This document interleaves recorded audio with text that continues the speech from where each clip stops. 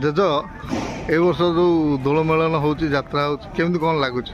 ଆଉ ଅତି ବଢ଼ିଆ। ଯେମିତି ରାମଚନ୍ଦ୍ର ବନବାସ ଯାଇଥିଲେ ଆସିକି ଯେତେବେଳେ ଅଯୋଧ୍ୟାରେ ପହଞ୍ଚିଲେ ଯେତିକି ଆନନ୍ଦ, ଏ ବର୍ଷ ତାଠୁ ଆହୁରି ଅଧିକ ଆନନ୍ଦ। ଯୁଆଡ଼େ ଯିବ ଚନ୍ଦନ ତୁଳସୀ ବାସ୍ନା ତ ହେଉଛି, କମ୍ପଉଛି।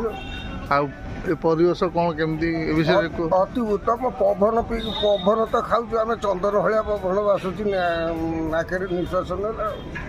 ଆଉ ଆଜିଠୁ ଯାତ୍ରା ଆରମ୍ଭ, ହଁ, କ'ଣ କେମିତି ଯାତ୍ରା ପରିଚାଳନା ହେବ?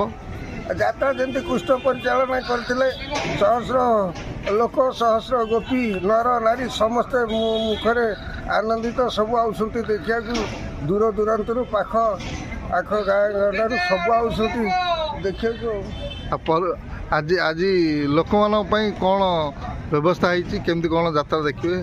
ଏ ବର୍ଷ ବ୍ୟବସ୍ଥା ହେଇଛି, ସବୁ ଲୋକ ମାଗଣାରେ ଚେୟାର ପଡ଼ୁଛି, ଆଉ ସମସ୍ତେ ସମ୍ମାନ ସହିତ ଆସିବେ, ବସିବେ, ଆଉ ଯାତ୍ରା ଦେଖିବେ, ଯିବେ।